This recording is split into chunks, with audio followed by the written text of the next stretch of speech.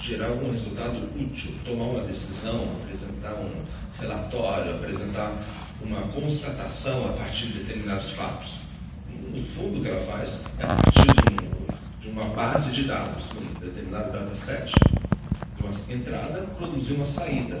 Só que, ao contrário de uma calculadora eletrônica, que, enfim, alguém pode achar que tem uma inteligência, enfim, tem um procedimento, de certa forma, neutro, no sentido da criação. A inteligência artificial apresenta centelhas de, digamos assim, criatividade, ou de algo parecido com ela, que talvez algum tempo atrás nós restringimos somente a atividade humana. O desenvolvimento do que hoje temos como inteligência artificial, já hoje em dia tem algumas raízes já bem definidas. Muito se fala da natura, precursor da computação, e também de elementos que hoje em dia se associam à inteligência artificial. Em 1956 houve uma famosa conferência na Cidade de Átomo, na qual tiveram presença os grandes teóricos da época, Claude Shannon, teoria da informação e tantos outros, e muitos elementos dos conceitos principais de inteligência artificial que nós usamos até hoje já foram cunhados, já eram existentes lá, e muitos caminhos que a inteligência artificial veio a percorrer desde então já foram, de certa forma, vislumbrados naquele momento. E, os problemas da disconnectividade, vários problemas já foram, de certa forma, antecipados. Outros precursores são muito importantes. Joseph Weizenbaum, que escreveu um livro muito interessante narrando o desenvolvimento do seu programa ELISA, que conversaria com uma pessoa afetando características humanas nessa conversação. Marvin Maven e vários outros. Nessa época, desde os inícios, primórdios da inteligência artificial, já se começou a formular uma espécie de que eu poderia chamar de uma mitologia. Hoje em dia, um pouco se chama de mitologia porque os problemas, essas características são bastante reais. A gente verifica de forma concreta, em temas como o risco de substituição de homens por computadores, por exemplo.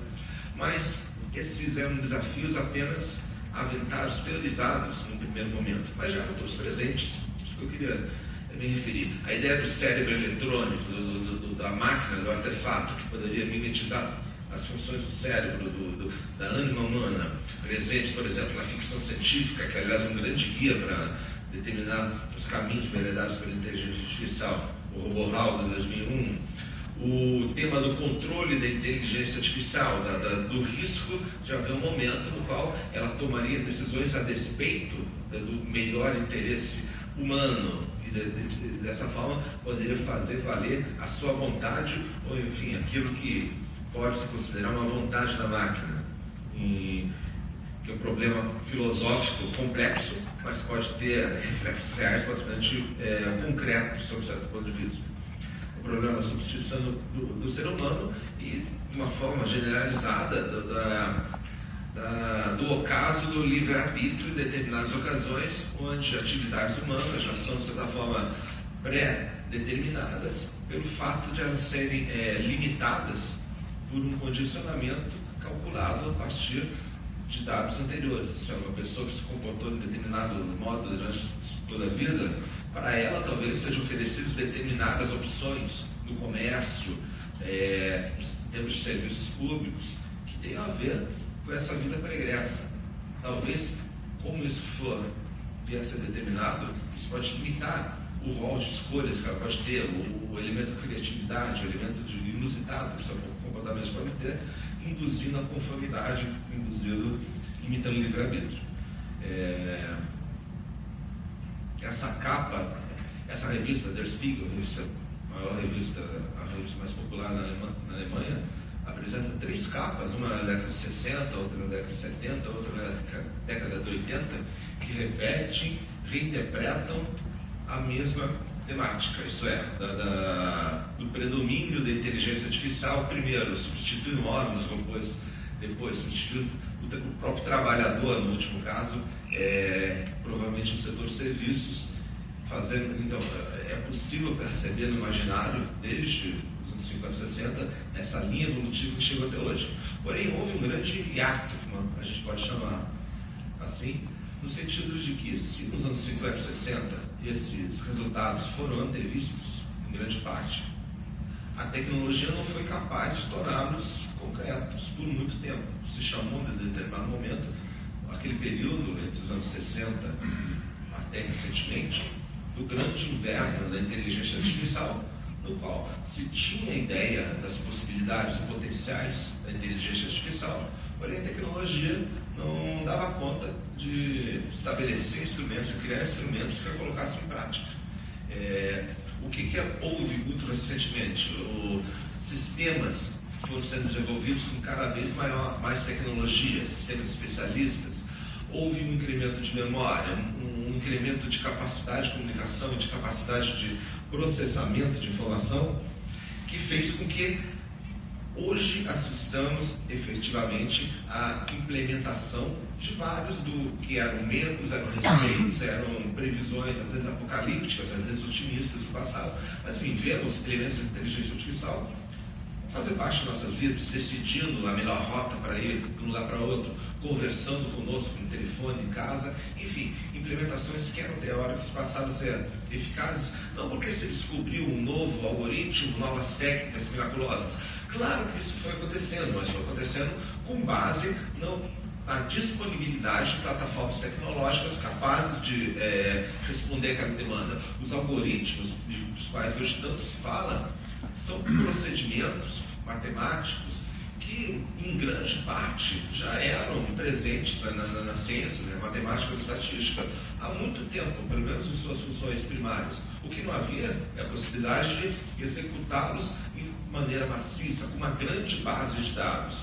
Fazer com que a máquina aprenda com os próprios erros depende de que ela tente, erre, acerte um número virtualmente infinito de vezes para que a gente chegue a um resultado satisfatório. Mas disso depende de capacidade técnica, capacidade computacional, para fazer com que a máquina, como se fala hoje em dia, aprenda sozinha, o que não é bem sozinha, né? Ela aprende simulando elementos de uma realidade que eventualmente existam somente dentro dela, ou a partir da realidade concreta que nós vivamos. Por exemplo, um carro que se dirige automaticamente, desses que nós já ouvimos falar, que eventualmente já tem anos visto, não são carros nos quais o programador inseriu o código de trânsito e um mapa da cidade. Isso traria provavelmente resultados desastrosos e sim, seria somente modelo para ser replicado em laboratório.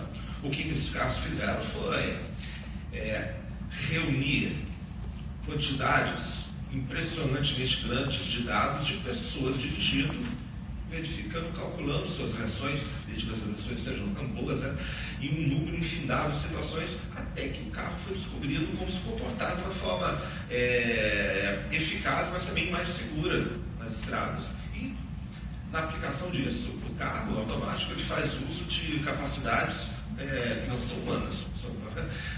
Tem a ver com o fato de ele poder enxergar muito mais longe, ter sensores que permitem que ele considere um número muito maior de informação, veja muito mais longe, porque eu já ouvi falar do carro automático que freia, a pessoa que está dentro não tem a menor ideia porque ele freou. Mas ele freou porque dali a 500 metros houve um acidente, uma batida, e ele já sabe daquilo que não está na nossa visão. Então, a tendência é que esse mecanismo explore esse potencial que não é humano, mas ele somente chegou nesse ponto, aprendendo com as pessoas.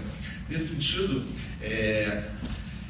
essa ideia de aprender, a gente pode até fazer uma determinada diferenciação entre a inteligência artificial clássica, que, como falei, ela busca soluções ótimas, úteis, a partir de um determinado dado, de um determinado estado, ela se baseia no uso tanto de redes neurais, como de algoritmos genéticos, enfim, técnicas de limitação do fluxo decisório. E na inteligência artificial clássica se faz uso de raciocínio mediante procedimentos de lógica formal. No chamado aprendizado de máquina, machine learning, esse aprendizado mediante sistemas de lógica formal não é relevante ou é relevante de uma forma controlada, no sentido de que as máquinas aprendem muitas vezes com experiências, aprendem com informações que chegam até ela. Uma máquina capaz de reconhecer que uma foto tem um gato e não um cachorro, não porque ela estudou anatomia ou estrutura óssea, corporal, muscular dos respectivos animais, mas porque para ela foram mostrados milhões de figuras de fósforo de cachorro, muito provavelmente porque muitos de nós, quando tentamos entrar no sistema, botar senha em algum sistema, no jornal, seja lá o que for, tenhamos sido apresentados com aquele sistema de CAPT. Então, diferencie quantos gatos, quantos cachorros tem aqui. Onde estão os sinais vermelhos, semáforos nessa figura? Quantos carros tem aqui? Isso é uma medida de segurança, talvez, mas cada vez mais é uma medida de fazer a gente um pouquinho trabalhar, porque a inteligência artificial tenha mais informações. Acabei de visualizar tem pouco tempo. Então, mas indo um pouquinho rápido aqui, o que aconteceu, esse livro do Pedro Nunes é muito interessante no sentido que ele fala, essa é a teoria dele, né, de que existiria, no fundo, um determinado santo grau da inteligência artificial, que é a busca do algoritmo mestre, aquele algoritmo que seria capaz de resolver todos os problemas de inteligência artificial, bastando para ele ter acesso à base de dados correta. Ele aprenderia a aprender, então, enfim, ambos novos desafios. Agora, esse aprender apresenta vários desafios concretos hoje em dia. Nesse gráfico, por exemplo, como que os algoritmos aprendem a aprender? De uma forma muito básica, muito preliminar, eles tentam fazer correlações entre situações para verificar onde há identidade entre causa e efeito. Só que isso depende de várias variáveis, não é tão fácil assim. Esses gráficos, por exemplo, mostram que uma máquina que não tem o contexto correto da realidade pode confundir relações de causa e efeito e achar que o número de pessoas que caíram numa piscina em um determinado ano, ele corresponde ao número de filmes nos quais o Nicolas Cage apareceu. Ou então, que o consumo per capita de queijo é proporcional, por algum motivo, ao número de pessoas que morreram por se enrolar nos seus lençóis. São estatísticas que podem ter uma relação espúria, que não é falsa. Isso aqui é um exemplo, cômico, mas isso aí é uma trapaça, uma arapuca, da qual os sistemas de inteligência artificial demoraram anos, décadas, e ainda não saíram completamente. Esses problemas continuam existindo em questões que nós vemos cotidianamente. Vocês já ouviram falar, por exemplo, de casos, principalmente por exemplo, uma pesquisa no Google. O Google, mecanismo de busca, que baseia seu ranqueamento de resultados em sistemas de inteligência artificial a partir de resultados anteriores. Só que se ele utilizar um banco de dados que tem um determinado viés, chamamos de bias, uma tendência qualquer, que não é propriamente, vamos dizer assim, formalmente correta, mas reflete um preconceito, uma atitude talvez não conhecida, porém presente, concreta naqueles que forneceram os dados, pode levar a resultados como esse. A busca por mulher bonita no Google mostra um número substancial de mulheres brancas, dentre elas muitas loiras, e o número de uma busca por mulher feia apresenta, dentre algumas figuras cômicas, claro, mas uma predominância de pele de tez escura, que tem a ver não somente com atributos, digamos assim, estéticos, se é que você pode julgar objetivamente isso, mas também com o fato de que isso implica que preconceitos que nós temos, que estão presentes nesses dados que as máquinas usam, vão estar presentes. Eu sei, esse é um argumento que muitas vezes é colocado, mas porém o que eu queria trazer aqui não é propriamente esse argumento que muitas vezes se fala, já também. É o fato de que há de se fazer perguntas, porque a situação não é tão simples assim, dizer que as máquinas discriminam, diferenciam, que controle humano é importante. O controle humano é fundamental, é importante. A gente não sabe direito como colocar muitas vezes. Mas há de se fazer uma pergunta anterior a isso. Nesses mecanismos que eventualmente têm uma tendência, têm um viés, como que eles operariam, como que eles operam sem algoritmos? Há muitas situações nas quais estudos comprovam, e na prática também, que sistemas baseados em algoritmos podem ter soluções com menos preconceito do que o próprio ser humano tenha. Alguns casos são, que eu vou dar para vocês por 52 segundos. Alguns casos são, por exemplo, entrevistas de emprego. Enfim, ninguém pode ser preterido por raça, cor, situação.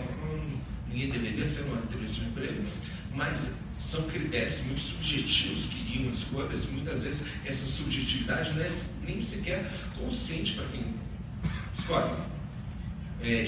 alguns sistemas automatizados de escolha, de seleção de recrutamento de pessoal dentro de progressão profissional, que deixam proporcionalmente de lado elementos como cor, religião e etnia, enfim, elementos que induzem esse preconceito recôndito, escondido, apresentam muitas vezes resultados mais diversos, mais concretamente, digamos assim, objetivos do que a seleção por humanos. Mesma coisa acontece em situações como concessão de crédito, decisões judiciais que já foram abordadas aqui antes. Eu me lembro que muito antes de falar em algoritmos, aqui no Brasil, estava na faculdade um estudo sobre o perfil da magistratura brasileira, Nelson Werneck Sodré, talvez alguém lembre dele, lembrava já muito antes, nem sobre uma perspectiva de jurimetria, mas de que grande parte das condenações em judiciário penal eram feitas na hora anterior ao almoço e das absolvições na hora imediatamente subsequente ao almoço. Eles são recorrentes, mas enfim. Daqui a pouco o café, eu sei que tá. Mas enfim, imagine com todos os problemas e percalços, problemas que inclusive a lei francesa que sobre a decisão automatizada tem. Porém, auxiliares que procurem estabelecer uma mediana e auxiliem o juiz em decisões, lembre para o juiz, por exemplo, veja bem, o senhor será que não está condenando muitas pessoas negras, porque a sua vara condena 30% mais negros que o habitual? Enfim, são medidas complicadíssimas sendo implementadas, mas talvez possam trazer para a inteligência artificial uma vantagem que hoje em dia é justamente tida por muitas situações como o seu principal problema. Eu vou interromper realmente algumas questões mais sobre a lei brasileira, mas eu calculei mal o tempo. Obrigado.